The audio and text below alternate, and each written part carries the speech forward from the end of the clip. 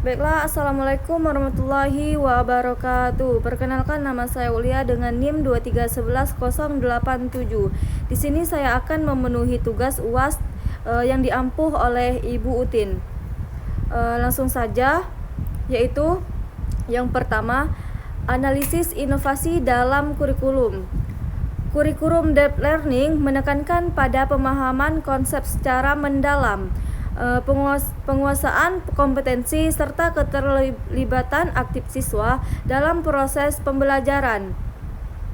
Sebagai calon pendidik pendidikan agama Islam dan budi pekerti, di sini saya akan bagaimana cara saya mengintegrasikan pendekatan berbasis proyek based learning atau pembelajaran berbasis masalah, problem based learning, dalam mengerjakan materi toleransi dan kerukunan antar umat beragama pada siswa SMA.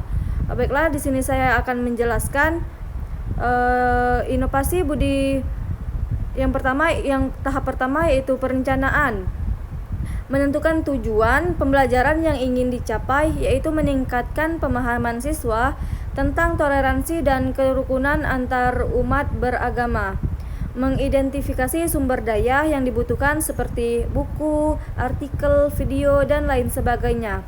Adapun tahap kedua yaitu pelaksanaan, membagi siswa menjadi kelompok-kelompok kecil untuk mengerjakan proyek atau memecahkan masalah yang terkait dengan toleransi dan kerukunan antar umat beragama. Menggunakan media inovatif seperti video dokumenter tentang kerukunan antar umat beragama di Indonesia, aplikasi online untuk membuat infogaris atau presentasi interaktif, permainan simulasi, dan memahami perspektif agama Islam. Tahap ketiga yaitu pemantauan dan evaluasi. Mengawasi kemajuan siswa dan memberikan umpan balik secara teratur, mengevaluasi hasil proyek atau pemecahan masalah siswa, dan memberikan penilaian berdasarkan kriteria yang telah ditentukan. Yang kedua yaitu inovasi budi pekerti di era digital. Untuk membekali siswa dengan etika digital yang kuat berdasarkan nilai-nilai agama, saya menerapkan yang pertama itu mengintegrasikan nilai-nilai Islam dan pembelajaran etika digital, menggunakan contoh dari Al-Quran atau hadis untuk menjelaskan pentingnya etika digital, membahas konsep akhlak karimah atau akhlak yang mulia dalam Islam yang ditetapkan dalam interaksi online. Yang kedua itu menggunakan media interaktif, membuat video atau animasi yang menjelaskan tentang bahayanya cyberbullying dan penyebaran konten negatif, menggunakan aplikasi online untuk membuat simulasi interaktif yang digunakan secara aman dan bijak. Yang ketiga yaitu mengembangkan karakter siswa, mengadakan diskusi dan refleksi tentang pengalaman siswa dan berinteraksi online, mengerjakan siswa untuk berpikir kritis, mengajarkan siswa untuk berpikir kritis dan membuat keputusan yang bijak dalam berinteraksi online. Dengan menerapkan strategi ini, siswa akan lebih siap untuk menghadapi tentang di era digital dan menjadi warga negara yang bijak dan bertanggung jawab dalam berinteraksi sosial. Adapun pendekatan berbasis proyek atau project based learning. Yang pertama yaitu penentuan tujuan, menentukan tujuan pembelajaran yang ingin dicapai, yaitu meningkatkan pemahaman siswa tentang toleransi dan kerukunan antar umat beragama. Yang kedua itu pemilihan proyek, memilih proyek yang relevan dengan materi seperti membuat film pendek tentang kerukunan antar umat beragama atau mengadakan diskusi kelompok tentang toleransi.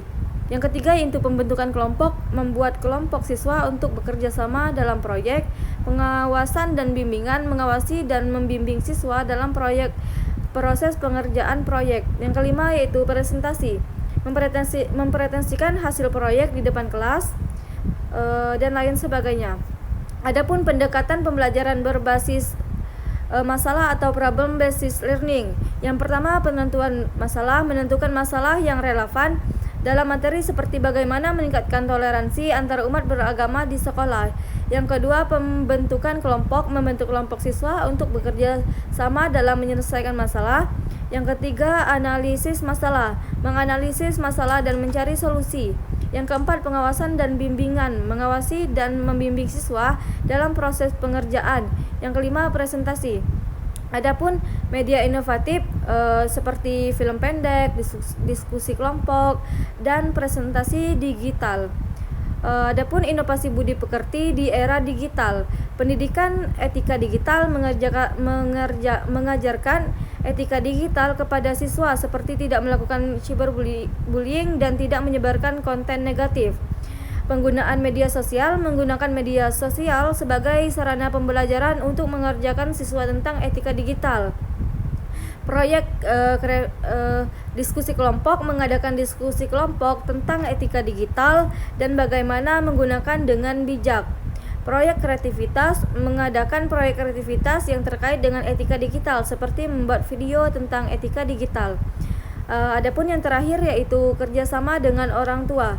Bekerja sama dengan orang tua untuk membantu aktivitas siswa di dunia maya dan memberikan pendidikan etika digital yang konsisten. Dengan menggunakan berbagai macam tersebut, siswa dapat dibekali dengan etika digital yang kuat dan menjadi bijak dalam berinteraksi di dunia maya. Mungkin itu saja yang dapat saya sampaikan. Kurang dan lebihnya saya mohon maaf kepada Allah. Kita sama-sama mohon ampun. Wabillahi taufiq wal hidayah. Wassalamualaikum warahmatullahi wabarakatuh.